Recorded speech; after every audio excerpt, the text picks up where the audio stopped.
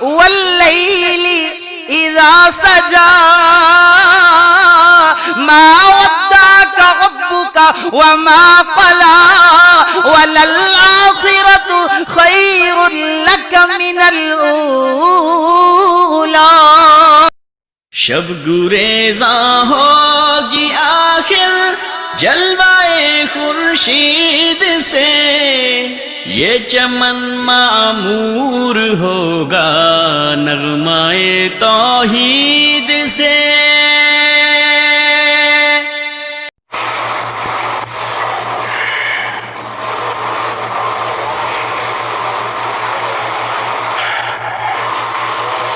بسم اللہ الرحمن الرحیم. الحمد للہ رب العالمین، والصلاة والسلام على نبينا محمد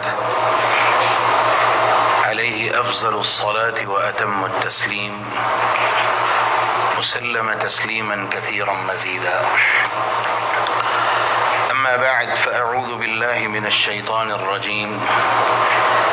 يا أيها الناس إنا خلقناكم من ذكر وأنثى وجعلناكم شعوبا وقبائل لتعارفوا إن أكرمكم عند الله أتقاكم.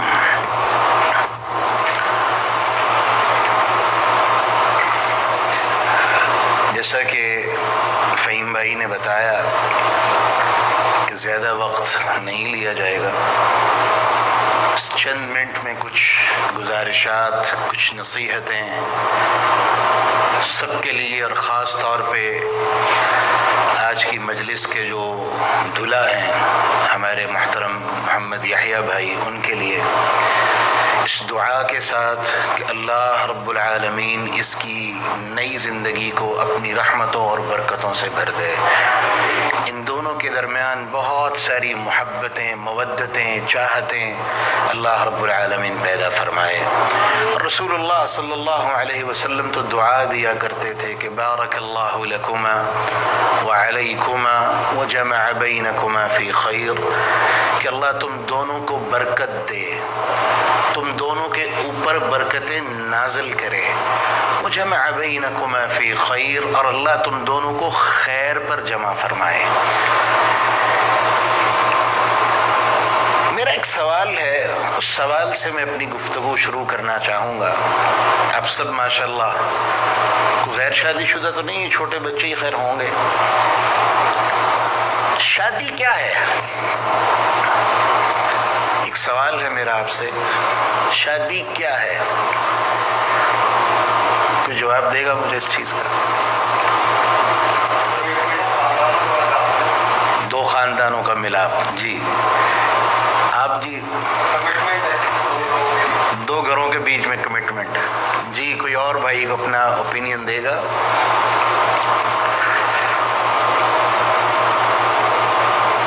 شادی عبادت ہے، اور دیانتداری کی بات یہ ہے کہ ہم میں سے کوئی اس چیز کو نہیں جانتا. کوئی کمٹمنٹ سمجھتا ہے، کوئی دو فیملیوں کا ملاپ سمجھتا ہے، کوئی جوڑے بنانے کا سلسلہ سمجھتا ہے، واٹ ایور جو کوئی سمجھتا ہے.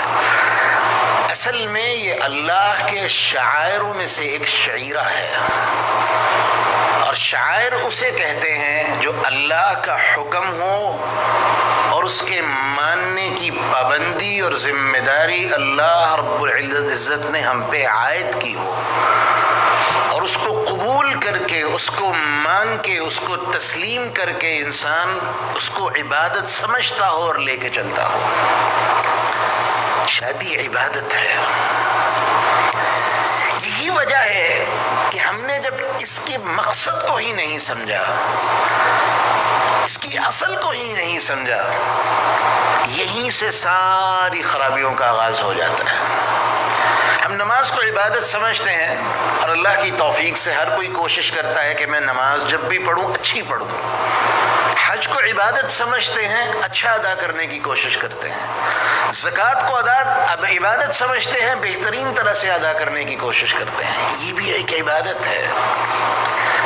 جب آپ اس کو عبادت سمجھ لیں گے کہ میرے اللہ کا حکم ہے اور اس کا بنایا ہوا نظام ہے، یا ایھا الناس انا خلقناکم من ذکر و انثی، اللہ نے پوری انسانیت کو خطاب کیا اور کیا کہا؟ اے لوگو، انا خلقناکم من ذکر و انثی، ہم نے تمہیں ایک مرد اور ایک عورت سے پیدا کیا ہے۔ کائنات کا سب سے پہلا رشتہ جہاں سے کائنات کا، انسانیت کا آغاز ہوا، وہ کیا تھا؟ میاں بیوی کا رشتہ تھا، ماں باپ کے رشتے، اور یہ ساری چیزیں بعد کی باتیں ہیں۔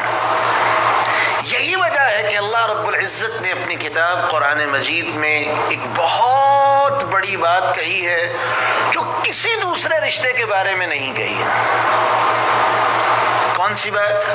وَمِنْ آیَاتِهِ، یہ اللہ فرماتے ہیں میری نشانیوں میں سے ایک نشانی ہے۔ کیا نشانیوں میں سے نشانی ہے؟ کہ ہم انسانوں میں سے ہی دو انسانوں کو ملا کے جوڑا بنا دیتے ہیں۔ وَجَعَلَ بَيْنَكُمْ مَوَدَّةً وَرَحْمَةً، اور اس جوڑے کے درمیان جو سب سے بڑی اور بنیادی چیز ہوتی ہے وہ مودت اور محبت ہوتی ہے، جس کے اوپر اس رشتے کی بنیاد رکھی جاتی ہے۔ میاں بیوی کا رشتہ یہ ایک نشانی ہے، اس کے علاوہ کسی رشتے کو اللہ رب العزت نے نشانی نہیں کہا۔ کیوں نہ ہو؟ کیونکہ یہ رشتہ ہے ہی ایسا کہ دو اجنبی، کوئی ان کو نہیں جانتا کوئی ان کو نہیں جانتا، دونوں آپس میں ملتے ہیں۔ کس طرح سے ملتے ہیں؟ اللہ کے حکم سے، اللہ کے کلمے سے۔ اور حجۃ الوداع کے دن رسول اللہ صلی اللہ علیہ وسلم نے خاص طور پہ نصیحت کرتے ہوئے فرمایا تھا، میں لوگوں تمہیں عورتوں کے بارے میں نصیحت کر رہا ہوں۔ خاص طور پہ مردوں کو مخاطب کر کے کہا، میں تمہیں عورتوں کے بارے میں نصیحت کر رہا ہوں، ان کے بارے میں بہت خیال کرنا۔ کیوں؟ کیونکہ ان کو تم نے اپنے لیے اللہ کے کلمے کے ذریعے سے اور اللہ کے نام کے ذریعے سے ان کو اپنے لیے تم نے حلال کیا ہے۔ جس چیز میں اللہ کا نام آئے گا، کمٹمنٹس اور یہ دو فیملیوں کا ملاپ، یہ بڑی معمولی سی چیزیں ہیں۔ دو فیملیوں کا ملاپ تو دوستی میں بھی ہو جاتا ہے، دو فیملیوں کا ملاپ، کمٹمنٹس تو دوستیوں میں بھی ہو جاتی ہیں، کاروبار بھی بڑی کمٹمنٹس ہوتی ہیں۔ یہ کمٹمنٹ نہیں ہے، عبادت ہے۔ اور انسان جب اس کو عبادت سمجھتا ہے، اب چلیں جس کو آج سے پہلے نہیں پتا تھا وہ آج سے عبادت سمجھ کے چلنا شروع کر دے، یقین کریں زندگی کا رخ ہی بدل جائے گا۔ ہم نے اللہ کے کلمے کے ذریعے سے ان دونوں کو آپس میں جوڑا ہے۔ خطبہ نکاح ہوتا ہے اور اس کے بعد کیا کہا جاتا ہے؟ یہ اللہ کی طرف سے حق مہر متعین کیا گیا تھا، تم نے اتنا حق مہر دیا، ان گواہان کی موجودگی میں قبول کرتے ہو؟ جی میں قبول کرتا ہوں۔ یہ عبادت کا ایک سلسلہ شروع ہوتا ہے، لیکن افسوس یہ کہ ہم نے اس عبادت کو رسم بنا دیا۔ ہم نے اس عبادت کے اندر وہ چیزیں شامل کر دیں جس نے اس عبادت کا حلیہ بگاڑ دیا، اس عبادت کی اصل کو بگاڑ دیا۔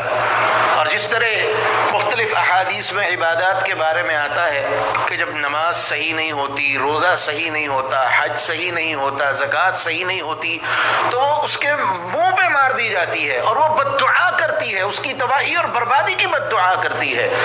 اسی طرح سے جب رشتے، خاص طور پہ یہ میاں بیوی کا رشتہ، جب اس کے مقصد کو نہیں سمجھا جائے گا تو خیر پر کبھی بھی بنیاد قائم نہیں ہو سکتی۔ ایک چھوٹی سی مثال ہے، حق مہر کو ہم کیا سمجھتے ہیں؟ چلیں ایک اور سوال کر لیتے ہیں، حق مہر کے بارے میں ہمارا کیا کانسیپٹ ہے؟ جی فہیم صاحب، حق مہر کے بارے میں کیا کانسیپٹ ہے ہمارا؟ عام طور پہ لوگ سمجھتے ہیں ایک چٹی ہے، ایک بوجھ ہے، اور لڑکی والے کچھ فیملیز تو ایسی بھی ہوتی ہیں وہ کہتی ہیں جی نہ بھی دے تو خیر ہے، حالانکہ اس کے بغیر تو نکاح ہی نہیں ہوتا۔ حق مہر یہ اللہ رب العالمین کی طرف سے حکم کے ساتھ متعین کیا گیا ہے کہ تم نے اس عورت کو اپنے نکاح میں لیا ہے تو میں اللہ تمہیں حکم دے رہا ہوں کہ تم اس کو کچھ دو۔ کیا دو؟ جو تم دے سکتے ہو۔ کوئی اس کی تعداد، کوئی قیمت، کوئی چیز متعین نہیں کی. اور کائنات میں سب سے بہترین حق مہر سلیم رضی اللہ عنہا کا تھا کہ جب ابو طلحہ نام کے بندے نے ان کو پیغام نکاح بھیجا، اور ابو طلحہ بڑے حسب نسب والے تھے، خاندان تھا، فیملی تھی، بزنس تھا، سب کچھ تھا. سلیم نے کہا ابو طلحہ تو ایسا انسان ہے کہ تو جسے بھی شادی کا پیغام دے گا وہ تیرا فوراً پیغام قبول کر لے گی، لیکن میرا ایک بہت بڑا مسئلہ ہے، وہ یہ کہ تو کافر ہے، میں مسلمان ہوں، تجھ سے شادی نہیں کر سکتی. ابو طلحہ نے کہا اگر میں مسلمان ہو جاؤں تو؟ کہا جاؤ میری طرف سے حق مہر یہ ہوگا، تم مسلمان ہو جاؤ، میرا حق مہر یہ ہوگا، میں تم سے شادی کرنے کے لیے تیار ہوں. ادھر ابو طلحہ نے کلمہ پڑھا، ادھر سلیم نے کہا میں تجھے اپنے شوہر کے طور پہ قبول کرتی ہوں. یہ بھی حق مہر تھا. اور ایسا حق مہر بھی تاریخ میں ملا کہ رسول اللہ صلی اللہ علیہ وسلم نے ایک صحابی کی شادی کروائی. کہا کچھ ہے؟ کہا جی کچھ نہیں. کہا لوہے کی انگوٹھی لے آؤ. کہا جی وہ بھی نہیں ہے. کہا ٹھیک ہے پھر قرآن کی فلاں فلاں فلاں سورت جو تمہیں یاد ہے تم نے اس کو حفظ کروانی ہے. یہ حق مہر قائم کر دیا. اور یہ اللہ کے رسول کے زمانے کی باتیں تو بڑی باتیں ہیں. کل میں نے ایک پوسٹ پڑھی اور اس کی تصدیق بھی کی. پاکستان میں ایک عالم ہے میاں چنو شہر کے اندر، وہ موجود ہیں، زندہ ہیں، عبدالستار حماد ان کا نام ہے. کہتے ہیں جب میرا نکاح ہوا تو مولانا یوسف راجو والوی شیخ الحدیث تھے، فوت ہو گئے ہیں، اللہ ان کی قبر پر اپنی رحمت نازل فرمائے. انہوں نے کہا بیٹا تیری حیثیت کے مطابق یہ حق مہر کم ہے. استاد جی میں تو اتنا ہی دے سکتا ہوں. کہا چلو بیٹی نے 18 پارے حفظ کیے ہوئے ہیں، حق مہر میں یہ چیز بھی شامل کرو کہ تم اس کو باقی 12 پارے حفظ کرواؤ گے. حافظ عبدالستار حماد صاحب کہتے ہیں اللہ نے مجھے اس حق مہر کی برکت کیا دی کہ میری ساری اولاد ہی حافظ قرآن ہے. جب چیزوں کی بنیاد سمجھ کے اور ان کی اصل کو سمجھ کے رکھی جائے تو یہ شادی نسل کی بنیاد ہے، ایک جنریشن کی بنیاد ہے. اور جب جنریشن کی بنیاد اب اس طرح کی نیت پہ رکھیں گے، اللہ کی قسم اللہ کی وہ برکتیں اس میں آئیں گی کہ انسان تصور بھی نہیں کر سکتا. دوسری چیز جو اس حوالے سے بہت ضروری ہے وہ یہ کہ شادی کو ہم نے مصیبت بنا دیا ہے. کیا اسٹیٹس، پیسہ، دولت، سبحان اللہ، یہ عبادت ہے. ایک کمزور آدمی جو روڈ پہ کام کرنے والا ہو اور ایک بادشاہ بھی جب جا کے مسجد میں ایک صف میں کھڑے ہو جائیں گے تو دونوں کی حیثیت کیا ہے؟ انتم الفقراء الی اللہ، تم اللہ کے در کے فقیر ہو.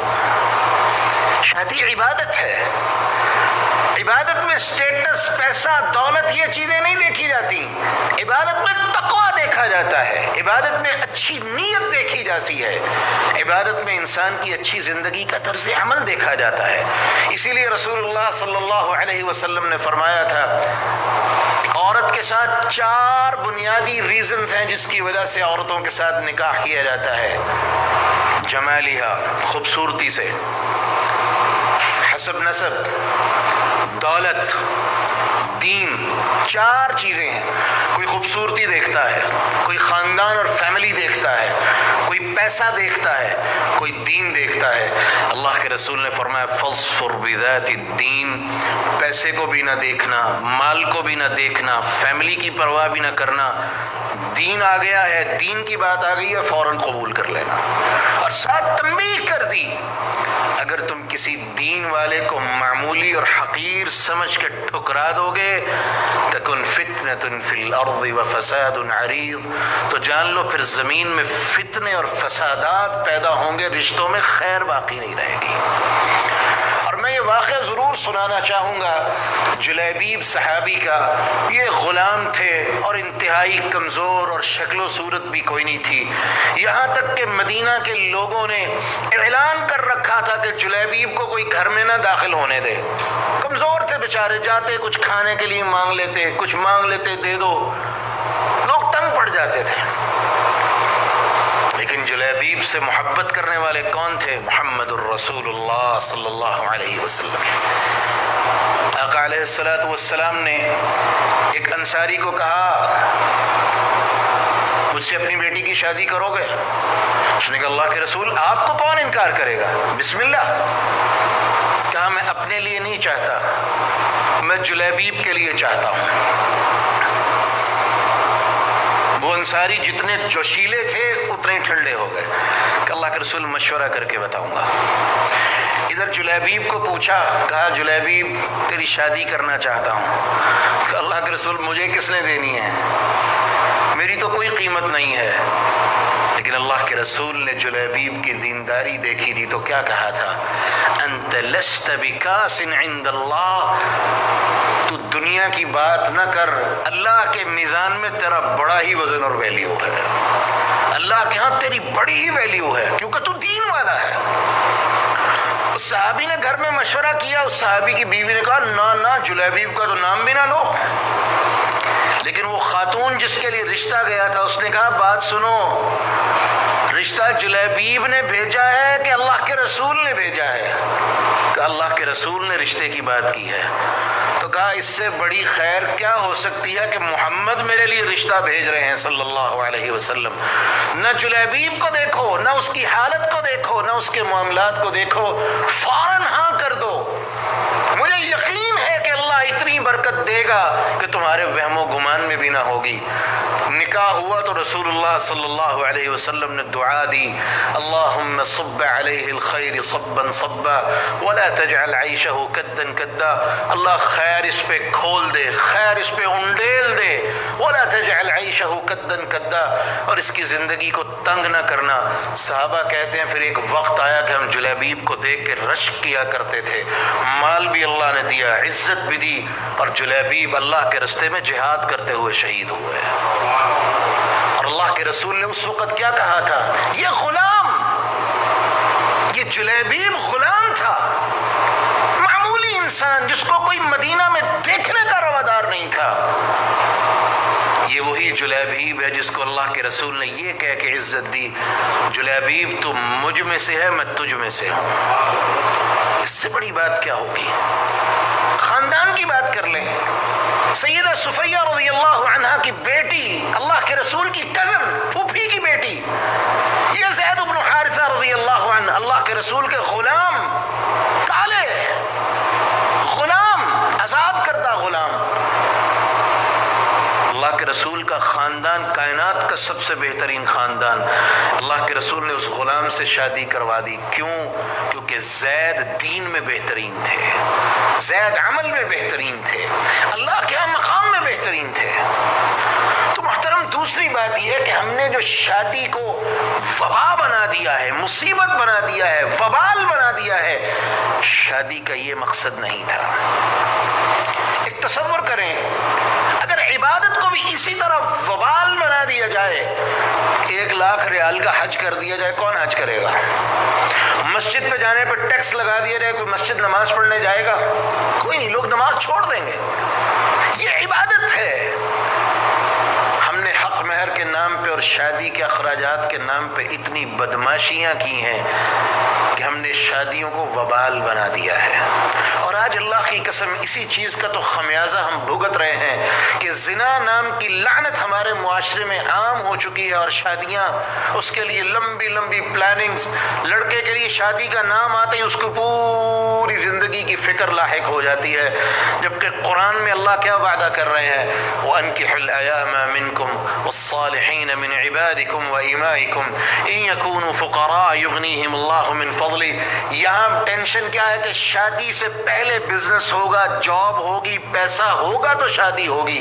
میرا اللہ وعدہ کر رہا ہے کہ نہیں، تم شادیاں کرو، میں اللہ تمہیں عزت بھی دوں گا، پیسہ بھی دوں گا، سب کچھ دوں گا۔ شادیاں کرو، میں اللہ تمہیں غنی کر دوں گا۔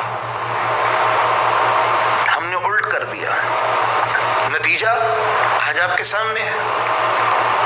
مسلمانوں کی بات کرتے ہیں، پوری دنیا میں مسلمانوں کی 60% سے زیادہ لڑکیوں کی تعداد ہے اور 40% لڑکوں کی تعداد ہے، اور لڑکیاں بیٹھی ہوئی ہیں۔ سبب کیا ہے؟ کہ ہم نے شادی کے لیے ایسے پیرامیٹرز بنا دیے ہیں، اپنے پاس سے کچھ ایسی چیزیں شادیوں میں ایڈ کر دی ہیں کہ شادی خوشی کی بجائے ایک وبال بن گئی ہے، اور انسان یہ سمجھتا ہے کہ میں غلط رستہ اختیار کر کے اپنی حاجت کو پورا کر لوں، میرے لیے وہ زیادہ آسان اور سہولت والا رستہ ہے۔ جبکہ رسول اللہ صلی اللہ علیہ وسلم نے کیا فرمایا تھا؟ یا معشر الشباب من استطاع منکم الباء فلیتزوج، جو تم میں سے شادی کر سکتا ہے فوراً شادی کر لے، ایک لمحے کی تاخیر نہ کرے۔ ومن لم يستطع فعليه بالصوم، جو شادی نہیں کر سکتا وہ روزے رکھا کرے تاکہ اس کا نفس اس کے کنٹرول میں رہے۔ لیکن آج کوئی کانسیپٹ ہمیں نظر نہیں آتا، اور شادی کے نام پہ شادی اصل میں کیا تھا؟ یہ جو سے محترم نے بات کی، دو فیملیوں کا ملاپ، یعنی شادی کی چیزوں میں سے، شادی کے معاملات میں سے ایک معاملہ یہ بھی ہے، دو فیملیاں آپس میں بیٹھتی، قبول ہے، شادی ہو گئی، بات ختم۔ لیکن ہمارے یہاں کیا ایشوز ہیں کہ جب تک خاندان پورا اکٹھا نہیں ہوگا شادی نہیں ہو سکتی، خاندان کے یہ لوازمات ہیں پورے نہیں ہوں گے شادی نہیں ہو سکتی۔ کیا ہوگا پھر؟ بغیر شادی کی زندگی گزرے گی یا گناہ والی زندگی گزرے گی؟ عبد الرحمن ابن عوف رضی اللہ عنہ نے شادی کی، اور آپ کی حیرانگی کے لیے عرض کر دوں، کائنات میں صحابہ کو سب سے زیادہ اگر کسی سے محبت تھی تو وہ محمد الرسول اللہ صلی اللہ علیہ وسلم تھے، لیکن عبد الرحمن ابن عوف نے اللہ کے رسول کو بھی اپنی شادی میں انوائٹ نہیں کیا تھا۔ اللہ کے رسول ملے، ان کے کپڑوں پہ داغ لگا ہوا تھا زعفران کا۔ اللہ کے رسول حیران ہوئے، اتزوجت، شادی کر لی ہے؟ کہا جی اللہ کے رسول۔ کہا ٹھیک ہے، پھر تمہارے ذمے ہے کہ تم ولیمہ کرو، دعوت کرو۔ اب یہاں کیا ہوتا ہے ہمارے معاشرے میں کہ جناب 500 بندے کی بارات لے کے لڑکی والوں کے گھر آنا ہے، کس بات کی سزا دینا چاہتے ہو بھائی؟ ایسا ہی ہوتا ہے کہ نہیں ہوتا؟ لڑکی والے کس طرح سے اس کو افورڈ کرتے ہیں، بیٹی کو جہیز بھی دیں، بیٹی کے لوازمات بھی پورے کریں، لڑکے والوں کے لوازمات بھی پورے کریں، ان کے 500 براتیوں کو کھانا بھی کھلائیں، طرح طرح کے تحائف دے کے بھی رخصت کریں، اور اس کے بعد بھی کیا ہوتا ہے کہ چونکہ انہوں نے بیٹی دی ہے اب یہ ہمیشہ کے لیے ذلیل ہی ہوتے رہیں گے۔ انا للہ و انا الیہ راجعون۔ مومن کی یہ شان نہیں ہے۔ اللہ کے رسول صلی اللہ علیہ وسلم نے جانتے ہیں سیدہ حفصہ رضی اللہ عنہا سے نکاح کیوں کیا تھا؟ سیدہ حفصہ کے جب پہلے شوہر فوت ہوئے تو جناب عمر رضی اللہ عنہ نے ان کی نکاح کی بات سیدنا ابو بکر سے کی کہ آپ شادی کر لیں۔ انہوں نے کہا نہیں میں نہیں کرنا چاہتا۔ جناب عثمان سے بات کی، انہوں نے کہا میں نہیں کرنا چاہتا۔ جناب عمر کو غصہ آیا، گھر کیسے دوست ہے میری بیٹی گھر پہ بیٹھی ہے، بیوہ ہے، کوئی شادی نہیں کرنا چاہتا۔ لیکن جناب ابو بکر کو پتا تھا، انہوں نے وہ راز افشا نہیں کیا کیونکہ وہ راز یار کا تھا، اور یار کا راز بتایا نہیں جاتا کسی کو۔ اللہ کے رسول نے شادی کا پیغام بھیج دیا۔ جب شادی کا پیغام آیا تو جناب ابو بکر نے جا کے کہا عمر میں نے شادی اس لیے نہیں کی تھی کیونکہ اللہ کے رسول خواہش رکھتے تھے، اور اللہ کے رسول نے جب جناب عمر سے شادی کی تو کیا کہا کہ عمر صرف اس لیے شادی کر رہا ہوں کہ میں تیرا داماد بن جاؤں، تو میرا سسر بن جائے، اور اللہ تجھے اس کی وجہ سے مجھے اور تجھے عزتیں عطا کرے۔ شادیاں تو اس لیے ہوتی ہیں، فیملیوں کے ملاپ میں ایک دوسرے کے اوپر برتری کی باتیں نہیں کی جاتی کہ یہ چونکہ لڑکی والے ہیں لہذا یہ نیچے ہوں گے، لڑکے والوں کے اوپر ہوں گے۔ یہ کافروں کی سوچ تو ہو سکتی ہے، کسی ہندو کی سوچ تو ہو سکتی ہے، مسلمان کی سوچ نہیں ہو سکتی۔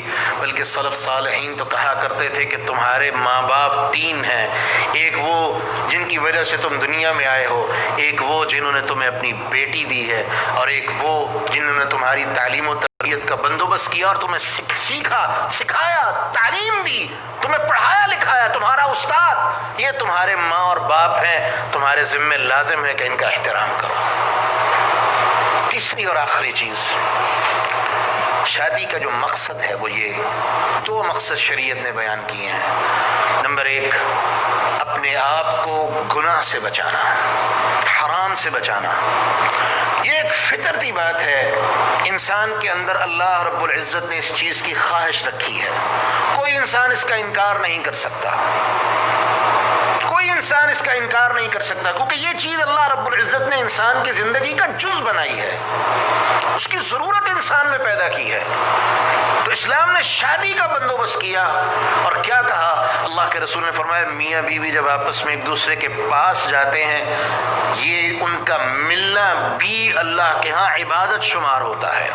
صحابہ نے تعجب کیا کہ اللہ کے رسول عبادت، ہم تو اپنی حاجت پوری کر رہے ہوتے ہیں۔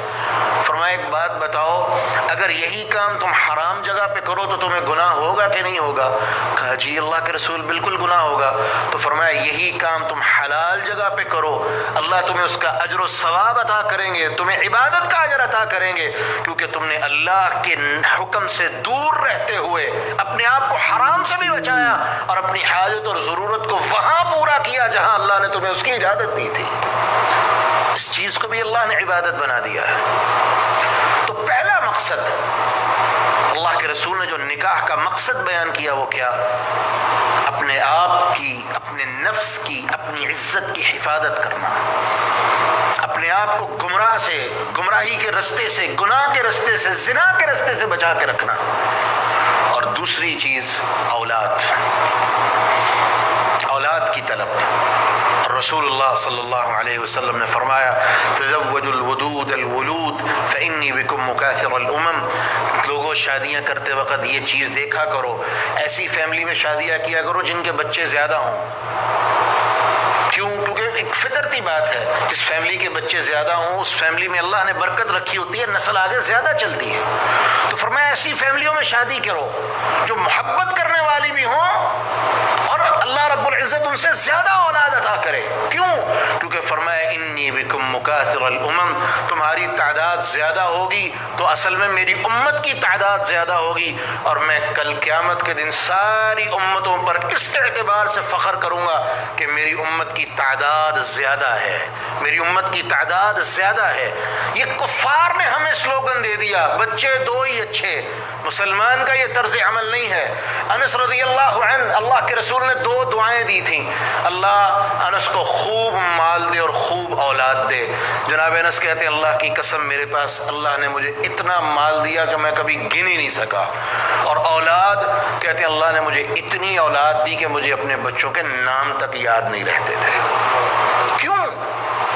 انی بکم مکاثر الامم، کیونکہ یہ تعداد کل قیامت کے دن اللہ کے رسول کی عزت کا سبب بنے گی۔ ہم کیوں نہ اپنا حصہ اس خیر میں ڈالیں؟